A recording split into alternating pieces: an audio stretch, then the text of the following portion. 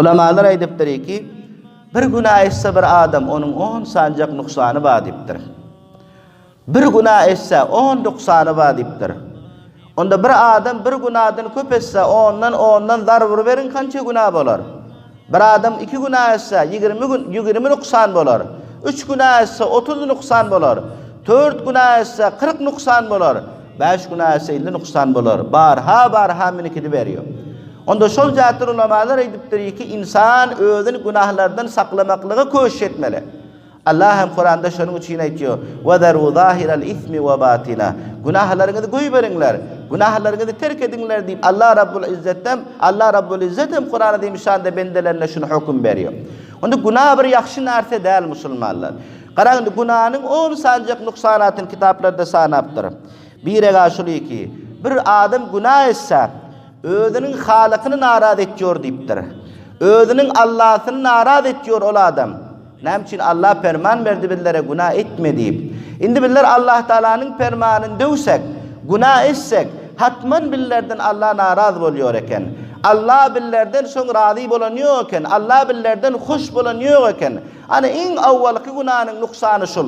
Iň awwal nuksany şol. Ki bir adam günah etse ondan Allah naraz bolýar eken. Onun halıkı naraz bolýar eken. Köp bir ulakan kep bol, köp bir ýaxşy gep däl bol. İkilencisi, bir adam günah etse diýipdir, ikilenci nuksany şol. İblisi ki Hudaanyň düşmani bolýar, şeytan diýor biller, ol hoş bolýar eken. Yani biller günah etsek, biz özümizin düşmanymyz, ebedilebet düşmanymyz iki şeytan, onu hoş etýär ekenik. Bular merketden nuksan bolýar. Bayet biller Allah Kur'an'da demişan diyor, şeytanın yören yollarından yöremen diyor. Şeytan sizlerge zahiri düşmandır diyor. Şeytan sizlerin atalarınızın düşmanıdır diyor. Ata babadaki düşmanı merdim kança katı tutuyor. Allah içiyor ikonda şol. Atanızın düşmanı ki şeytan, ondan uzak bolun, onun yolundan yolaman, onun yolundan yürüyemen deyip Allah Rabbul İzzet billere ferman verdi. Onda biller vakti ki günah etsek, bir günah etsek, şol şeytan biller hoş bolýar eken bizlerden. Biller şol şeytany hoş etýär ekenik. Halaki şeytany hoş etmelde, şeytany öte dik etmeli. Şeytanyň birini döwmeli biller. Şeytanyň hiç bir aýdan ne etmelidir. Şeytan aksar insanları mana şö dip aldyýar diýipdir ki ona umytlar berýär. Şeytan aýtýar ki meselen bir adamyň yüregine sadaka berjek ýaxşy niýet aýlansa diýipdir. Ýaxşy niýet aýlansa, şo bada sadaka bersin şol diýipdir. Sadaka bermeklik bir ýaxşy sowap bol. Şo bada bersin diýipdir. Näme üçin? Eger soň şo bada bermese, şeytan onu ýadyna çykaryp göberýär eken. Şoň ýadyna çykypjör eken ol adam sadaka bermiýär eken soň. Ana şeytan bödüp billere düşmandarlyk etýär. Ya bir adam yüregine gelse ki, men günah köp etdim. Allah Taala'dan tövbe edilecek.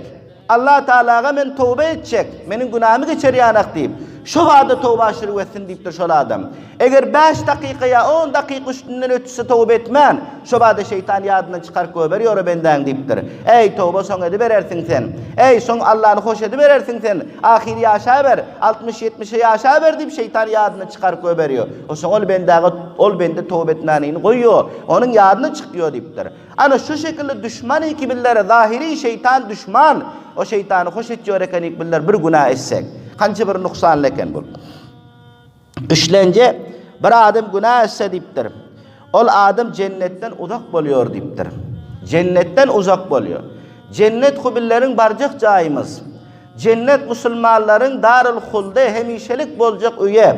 Ana şol öýden biller uzak etýär eken şeytanyň özi. Şol uzak etýärse günahnyň özi hem billere şol cennetten. Binaen onda şonuň üçin günah etmeli musulmanlar. Bir nuksanında günahının şul boldu, cennetten uzak etýär eken. 4-nji nuksany günahnyň diýipdir, cehenneme gola etýär diýipdir. Dowdaka gola etýär diýipdir günahnyň özi. İnsan günaha prifte boluberse, insan günahnyň ışkyna düşüberse, insan günahnyň lizzetine düşüberse, ol adam günahny göýbermiýär diýipdir. Haris bolýar, kis bolýar. Bir adam bir närseni özüne bir kisp ihtiýar etse, ol adam goýmuyor şo günahyny. Ülinçe edip oturar. Bilahire näme bolar? Ol adam soň cehenneme golay bolar. Anynda günahnyň bir nuksany şol eken, günah insany cehenneme golay etýär eken, dowdaka golay etýär eken. Onda bul günahdan saklanmamız gerek. Yine bir nuksan aýdypdyr.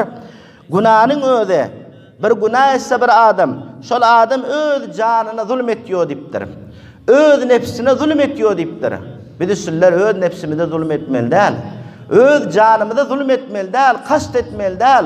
Kaçan zulm etdik bolýar, kaçan kast etdik bolýar. Bizler günah etsek. Altıncısı, günahnyň nuksany. Bir adam günah etse diýipdir, öz janyny näpäk etýär diýipdir. Ol insanyň jany ki pakty, nefsi ki pakty meselen. Onu günahnyň çirkine bulap öz janyny ol adam nämetdi näpäk etdi. Ana bu hem günahnyň bir nuksany diýipdir.